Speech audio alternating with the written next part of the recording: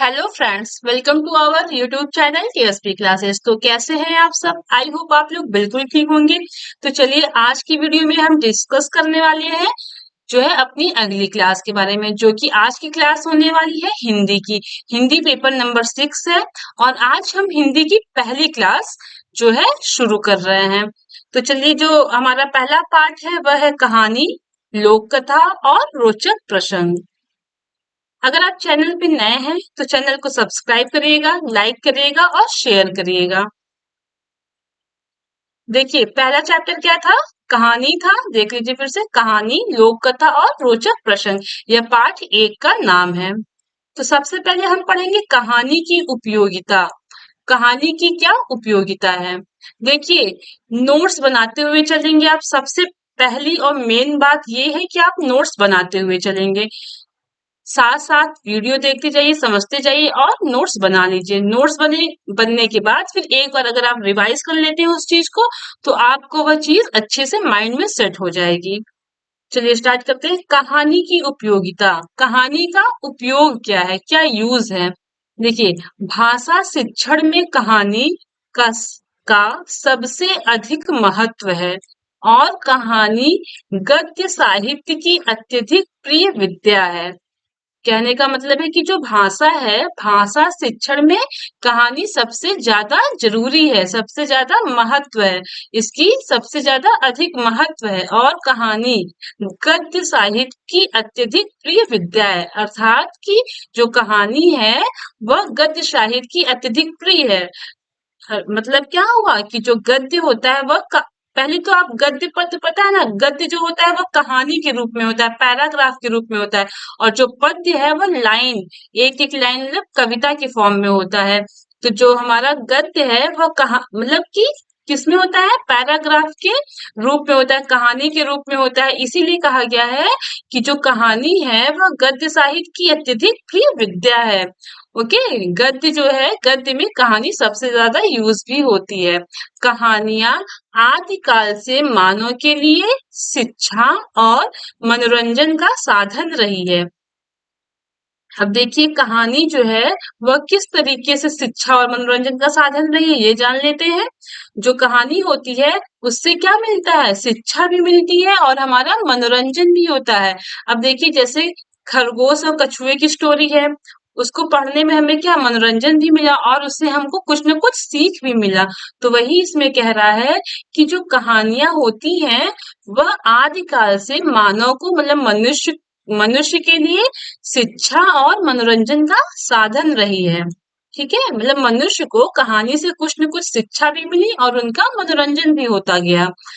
पंचतंत्र, मंजरी और हितोपदेश आदि रोचक व शिक्षा देने वाली कहानियां लिखी गई हैं।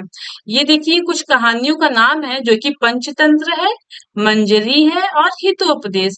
यह ऐसी कहानियां हैं जिनसे मनुष्यों को मनोरंजन भी होता है और उनको शिक्षा भी मिलती है। आगे देखते हैं। मुंशी प्रेमचंद के अनुसार, मुंशी प्रेमचंद के अनुसार कहानी क्या होता है? कहानी एक ऐसी रचना है जिससे जीवन के किसी अंश या एक मनोभाव को प्रकट करना ही लेखक या लेखक यहाँ का होगा, या लिखा गया लेखक का उद्देश्य होता है। अब देखिए, मुंशी प्रेमचंद जी ने कहा है कि कहानी एक ऐसी रचना है, मतलब कहानी जो है एक रचना है जिसमें क्या होता है कि किसी के जीवन के एक भाग का, उनके मनोभाव को प्रकट करना ही लेखक का उद्देश्य होता है। जैसे मुंशी प्रेमचंद जी थे, वो कहानी में किसी एक पर्सन के मतलब उसके फीलिंग्स का, उसके जीवन पे सारी कथा बनाने या लिखने का ही उद्देश्य होता है। कि लेखक का क्या उद्देश्य है? कि कहानी को एक ऐसी रचना है, मतलब मुंशी प्रेमचंद जी का कहना है कि कहानी एक ऐसी रचना होती है जिससे क्या होता है, जीवन की किसी अंश या एक मनोभाव को प्रकट करना ही लेखक का उद्देश्य होता है। इन्होंने यह कहा कि लेखक का उद्देश्य यह होता है कि किसी व्यक्ति के ऊपर उसके जीवन के अंश का और मनोभाव को प्रकट करना ही लेखक का उद्देश्य होता है। उसकी चरित्र, उसकी शैली, उसका कथान्यास सब उसकी एक भाव को दर्शाता है। ठीक। अब देखिए, कहानी बच्चों में भाषा विकास और तर्क शक्ति, कल्पना शक्ति, चिंतन शक्ति और अभिव्यक्ति की क्षमता पैदा करने का साधन है। कहानी के द्वारा बच्चों में जो है भाषा का विकास किया जाता है, उनकी तर्क शक्ति मजबूत बनाई जाती है, कल्पना शक्ति भी अच्छी होती है, उनकी चिंतन शक्ति अच्छी होती है, अभिव्यक्ति मतलब वो बोल चाल में भी फॉरवर्ड हो जाते हैं। इन सब की क्षमता पैदा करने का साधन है। क्या साधन है? मतलब कि कहानी जो होता है वह बच्चों में भाषा विकास करता है, तर्क शक्ति का विकास करता है, कल्पना शक्ति का विकास करता है, चिंतन शक्ति और अभिव्यक्ति की क्षमता पैदा करने का साधन है।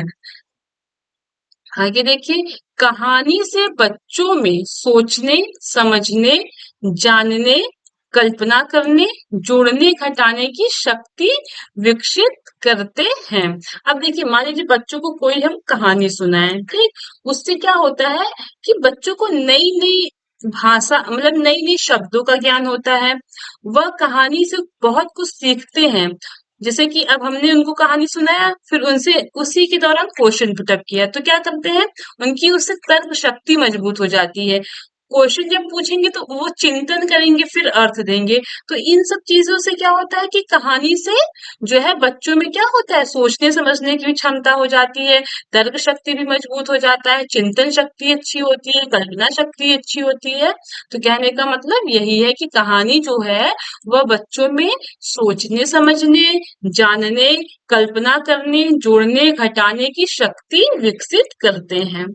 ओके, आगे देखिए, हमारे यहाँ हिंदी की किताब मंजरी कक्षा 6 में छोटा जादूगर, हार की जीत, ईदगाह, साप्ताहिक धमाका, छिपा रहस्य आदि पाठ है। अब देखिए, जो प्राइमरी में बुक चलती है, प्राइमरी स्कूल में जो बुक चलती है, वह हिंदी की जो बुक है वह हिंदी के नाम से नहीं आती, उसमें मंजरी लिखा हुआ है। मतलब हिंदी की जो बुक है वह मंजरी के नाम से आती है। तो कक्षा 6 में जो है ये पाठ है जो कि कहानियों के फॉर्म में है। तो सबसे पहला है छोटा जादूगर, हार की जीत, ईदगाह, साप्ताहिक धमाका, छिपा रहस्य। देखिए, ये भी क्वेश्चन जो है ऑब्जेक्टिव में आ सकता है कि हिंदी की किताब किस नाम से आती है प्राइमरी स्कूल में। ओके, अब देखिए कक्षा सात में कौन कौन सी कहानियां हैं, राजधर्म, शाप मुक्ति, भविष्य का भय, और कक्षा 8 में है काकी, अपराजिता, दुख का अधिकार आदि कहानियां हैं। ठीक। तो ये जो है आपका हिंदी की बुक के बारे में है कि जो हिंदी की बुक है वह मंजरी नाम से है, और कक्षा 6 में, कक्षा 7 में, कक्षा 8 में जो जो पाठ कहानी के रूप में है उन्हीं का नाम दिया हुआ है। आगे देखते हैं, कहानी शिक्षण के महत्व व उद्देश्य। कहानी की शिक्षण जो है या कहानी जो है उनका क्या महत्व है, कहानी का क्या उद्देश्य है, तो वही चीज है जो अभी हम आगे पढ़े हैं, देख लेते हैं। कहानी शिक्षण से ज्ञान की वृद्धि होती है। क्या होता है? फर्स्ट पॉइंट है हमारा, कहानी शिक्षण से ज्ञान की वृद्धि होती है। अब देखिए, ज्ञान की वृद्धि कैसे होगी? अब बच्चों को आप कहानी सुनाएंगे, ओके, हर एक कहानी में अलग अलग उनको कुछ ना कुछ सीखने को मिलेगा, तो क्या होगा, उससे उनकी ज्ञान की वृद्धि होगी। सेकंड देखिए, बच्चों में तर्क व कल्पना शक्ति और विचार करने की शक्ति विकसित होती है।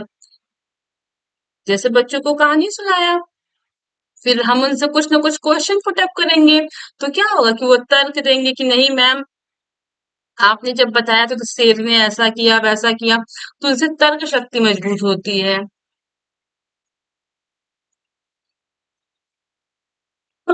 सॉरी। फिर देखिए, उनकी इमेजिन करने की क्षमता, कल्पना शक्ति भी अत्यधिक विकसित होती है, विचार करने की भी शक्ति विकसित होती है।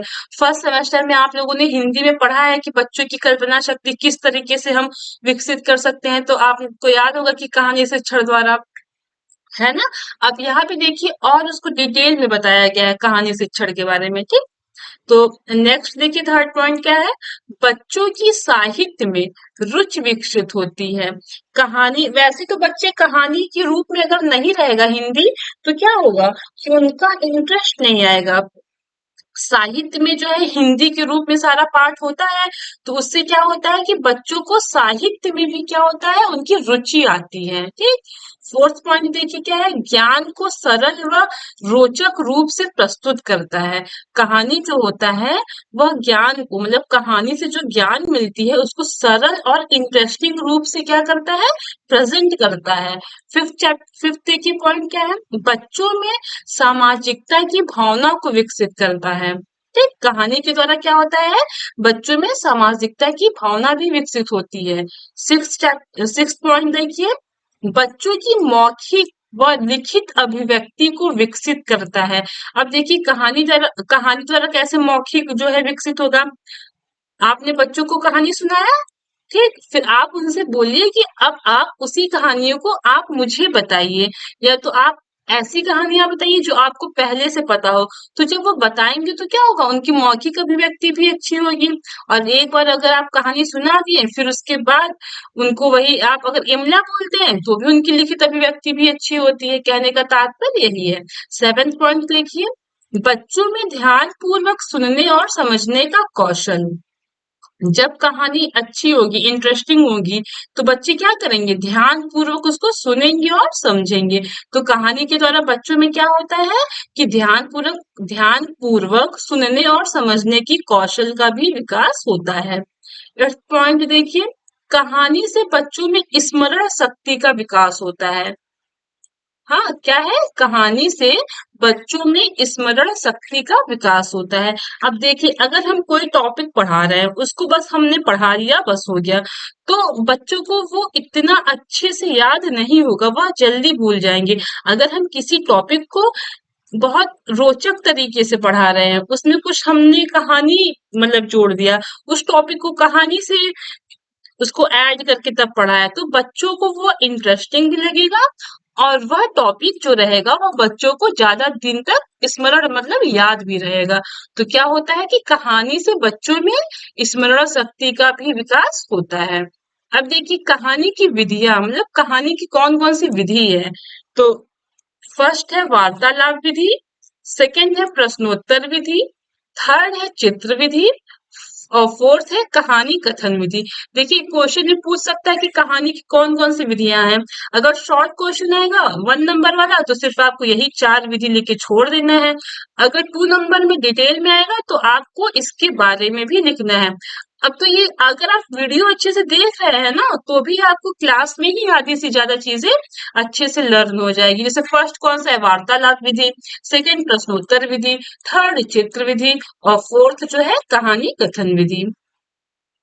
ओके, देखिए फर्स्ट में वार्तालाप विधि कौन सी है, बच्चों को पशु पक्षियों जानवरों की सरल और मनोरंजन वाली कहानी बच्चों को गतिविधियों व हाव भाव के साथ सुनाएं, और फिर बच्चों से कहें कि अपनी शब्दों में वे कोई कहानी आपको सुनाएं। इससे बच्चे पहले शर्माएंगे, अटकेंगे, घबराएंगे, फिर धीरे धीरे सुनाने लगेंगे। अब इसको समझिएगा। जैसे कि कोई भी कहानी है, ठीक, उसमें जैसे पशु पक्षी हैं, या पशु हैं या पक्षी हैं, तो उनको क्या करेंगे, उस कहानी को आप मनोरंजन तरीके से पढ़ाइए। जैसे कि कैसे जानवर बोलता है, कैसे वह चलता है, इन गतिविधियों के द्वारा जब बताएंगे, तो बच्चे क्या करेंगे कि वह इंटरेस्ट लेंगे और अच्छे से सुनेंगे। उसके बाद आपने कहानी सुना दिया, अब आप बच्चों से कहिए कि अब आप भी कोई कहानी सुनाइए। इसमें क्या हो रहा है, वार्तालाप हो रहा है, मतलब आप बच्चों को सुना रहे हैं, फिर बच्चे आपको सुना रहे हैं। एक वार्तालाप में क्या होता है कि बातचीत करना, तो वही कहा जा रहा है। उसके बाद क्या होगा कि बच्चे पहले क्या करेंगे, शर्माएंगे, थोड़ा हिचकिचाएंगे, फिर घबराएंगे, लेकिन क्या होगा कि धीरे धीरे वह सुनाने लगेंगे। ओके। सेकंड जो है हमारा क्या है, प्रश्नोत्तर विधि। अब इसमें देखिए क्या होगा, बच्चों को पहले कहानियां सुनाएं और फिर बच्चों से इसके बीच बीच में बच्चों से प्रश्न पूछते रहे। जैसे बच्चों को आपने क्या किया, कहानी सुना दी और फिर बीच बीच में आप उनसे क्या करिए, प्रश्न पूछते रहिए। जैसे कि शेर वाली कहानी बताया तो उससे पूछिए कि हाँ, शेर जो है सबसे पहले किसका शिकार किया, शेर कहाँ रहता था। तो वही सब है कि कहानी के बीच में आप क्वेश्चन पुटअप करते रहेंगे, तो वही विधि क्या कहलाएगी, प्रश्नोत्तर विधि। नेक्स्ट देखिए चित्र विधि कौन सी है। बच्चों को टीएलएम यानी teaching learning material chart paper में चित्रों को बनाकर बच्चों को कहानी सुनाएं, क्योंकि बच्चे चित्रों के द्वारा चीजें जल्दी समझ जाते हैं और उन्हें लंबे समय तक कहानी याद भी रहती है। देखिए चित्र विधि क्या होती है। चित्र विधि जो होती है ऐसी विधि होती है जिसमें हम क्या करते हैं, टीएलएम मतलब टीचिंग लर्निंग मटेरियल का यूज करते हैं। अब ये क्या क्या है, ये तो आप लोगों ने फर्स्ट सेमेस्टर में पढ़ा ही है। तो इसमें जो है चार्ट पेपर यूज होता है, और चार्ट पेपर का यूज होता है, ठीक। उसमें कुछ पिक्चर्स के भी यूज हो जाते हैं। पिक्चर मतलब कि जिनमें जैसे कहानी के रूप में होगा तो कार्टून टाइप में उस पे प्रिंट रहता है।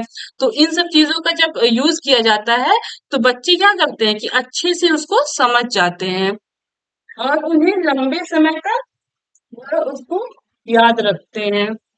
ओके, फिर से देख लीजिएगा कि बच्चे जब हैं टीएलएम के द्वारा चार्ट पेपर की सहायता से या चित्रों की सहायता से कहानी सुनाएंगे आप बच्चों को, तो क्या होगा कि चित्रों के द्वारा वह जल्दी समझ जाते हैं और उन्हें लंबे समय तक कहानी याद भी रहती है।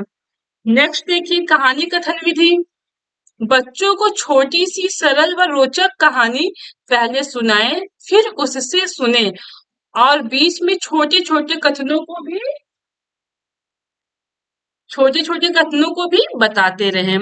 देखिए, फोर्थ जो है हमारा वह है कहानी कथन विधि। यह विधि कौन सी होती है कि बच्चों को पहले क्या करें, सरल और रोचक कहानी सुनाएं, फिर बच्चों से फिर आप उनसे सुने कहानियों को, और कहानी में जो छोटे-छोटे कथन होते हैं उनका भी प्रयोग करें। तो ऐसी विधि हमारी क्या कहलाती है, कहानी कथन विधि। ओके, कहानी के प्रकार व भेद। अब देखिए कहानी के प्रकार कौन से हैं और भेद, प्रकार भेद एक ही होता है।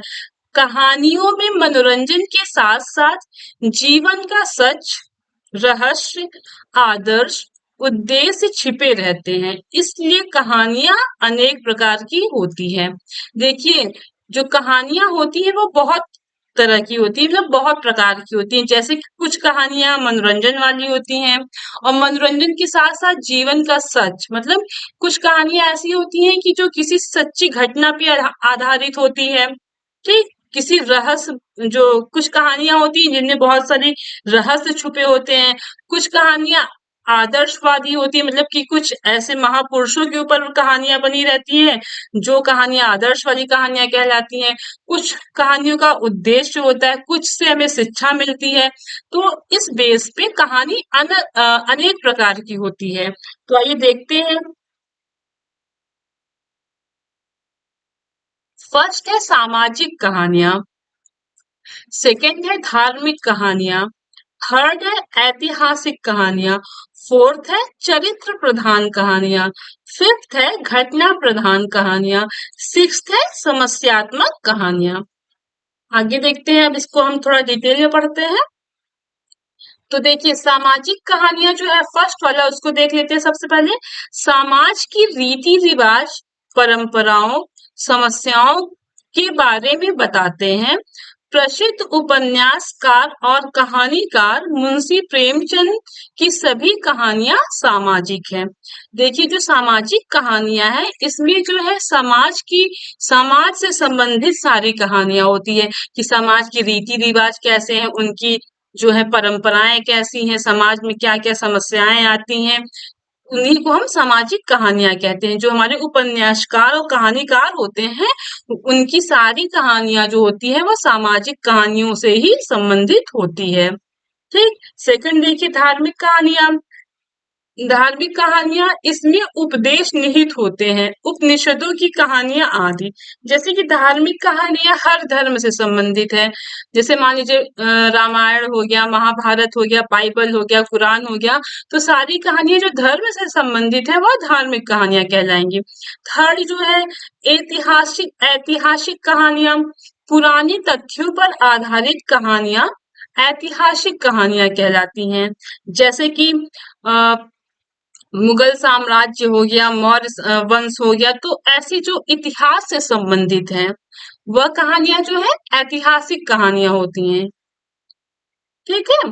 अब आगे देखिए, कविता क्या होता है। अभी मैंने आपको बताया था कविता मतलब पद्य ही होता है। ठीक, मन में आने वाले भावों और विचारों को, मतलब कि जो मन में आपके भाव या विचार आ रहे हैं उनको क्या पंक्तिमय रूप में व्यक्त करना ही कविता है। मतलब कि मन में आने वाले भाव और विचारों को पंक्ति में, मतलब लाइन में, ठीक, व्यक्त करना ही क्या होता है, कविता होता है। जैसे ऐ मालिक तेरे बंदे हम, ऐसे हो हमारे कदम। ठीक, ये क्या है, कविता के फॉर्म में है। तो ये क्या है, पंक्ति में है कि नहीं, लाइन, एक लाइन खत्म हुई फिर दूसरी लाइन, इसमें कोई पैराग्राफ नहीं है, तो इसे हम क्या कहते हैं, कविता कहते हैं। कविता क्या होती है, मन में आने वाले भावों और विचारों को पंक्ति में रूप में व्यक्त करना ही कविता है। देखिए लोक कथा क्या होता है, वे कथाएं जो किसी समाज, जाति, सभ्यता के किसी प्रसिद्ध व्यक्ति या सामान्य व्यक्ति को ही, सॉरी, सामान्य व्यक्ति की हो सकती है। ये पुराने समय की सामाजिक, राजनीतिक, आर्थिक परिस्थितियों के बारे में बताती है। इनका मुख्य उद्देश्य समाज के ज्ञान, समझ, नैतिक मूल्यों और जानकारी को पीढ़ी दर पीढ़ी आगे पहुंचाना होता है। हर देश की अलग अलग लोक कथाएं होती हैं। देखिए लोक कथा जो है वह किससे संबंधित होता है, किसी समाज से होता है, किसी जाति से, किसी सभ्यता से, और प्रसिद्ध व्यक्तियों के बारे में हो सकता है। ठीक, सामान्य व्यक्तियों के बारे में हो सकता है। तो इन्हीं सब के बारे में जो पुराने समय से वहां की सामाजिक, मतलब समाज कैसा था, राजनीतिक व्यवस्था कैसी थी, आर्थिक परिस्थितियां कैसी थी, इनके बारे में बताता है। ठीक है। लोक कथा क्या होता है कि ऐसी कथाएं होती हैं जो समाज के बारे में, जाति, सभ्यता, किसी प्रसिद्ध व्यक्ति के बारे में या सामान्य व्यक्ति के बारे में, पुराने समय में, हाँ, पुराने समय में कैसी समाज था, उनका राजनीतिक परिस्थितियां कैसी थी, आर्थिक परिस्थितियां कैसी थी, इनके बारे में बताता है। ठीक, और उनसे जो उद्देश्य है वह समाज के ज्ञान को, समझ को, नैतिक मूल्यों को और जानकारी को पीढ़ी दर पीढ़ी, मतलब समय बीतता जैसे रहता है उसको आगे पहुंचाता है। और हर देश की अलग अलग लोक कथा होती है। तो लोक कथा समझ में आ गया होगा। आगे देख लीजिए रोचक प्रश्न क्या होता है। रोचक मतलब कि जो इंटरेस्टिंग हो, हाँ, बच्चों को कहानी और लोक कथा सुनाते समय बीच बीच में कोई रोचक प्रसंग, विषय के बारे में बच्चों को बताना ही रोचक प्रसंग कहलाता है। रोचक प्रसंग क्या है, जैसे आप बच्चों को अगर कोई कहानी या लोक कथा बता रहे हैं तो बीच बीच में कुछ इंटरेस्टिंग चीज अगर आप उनको बताते हैं या कुछ इंटरेस्टिंग सब्जेक्ट जैसे इन्वॉल्व कर देंगे तो बच्चों को क्या होगा, इंटरेस्ट आएगा और वह अच्छे से रुचि के साथ पढ़ाई करेंगे और चीजों को समझेंगे और उनकी स्मरण शक्ति भी क्या होगी, अच्छी बनी रहेगी। वह ज्यादा दिनों तक उसको याद करेंगे, याद रखे रहेंगे, जल्दी उनको भूलेंगे नहीं। तो ये आज जो हमने पढ़ा वो फर्स्ट चैप्टर था हिंदी का। और हिंदी का जो फर्स्ट चैप्टर है वह जो है खत्म हो चुका है। कल जो है हम इससे संबंधित क्वेश्चन करेंगे। ओके, कि हमारा कैसे ऑब्जेक्टिव क्वेश्चन कैसे बनता है, वन लाइनर क्वेश्चन कैसे बनता है, लॉन्ग क्वेश्चन कैसे बनता है। आई होप आप लोग को अच्छे से समझ में आया होगा। तो आप पहले अपनी नोट्स बना लीजिएगा और वन बाय वन अच्छे से पढ़ाई करिएगा। एक एक टॉपिक अच्छे से समझिएगा। जो नहीं समझ में आएगा मुझे कमेंट करके जरूर बताइएगा, मैं आपको अच्छे से समझाऊंगी। ओके।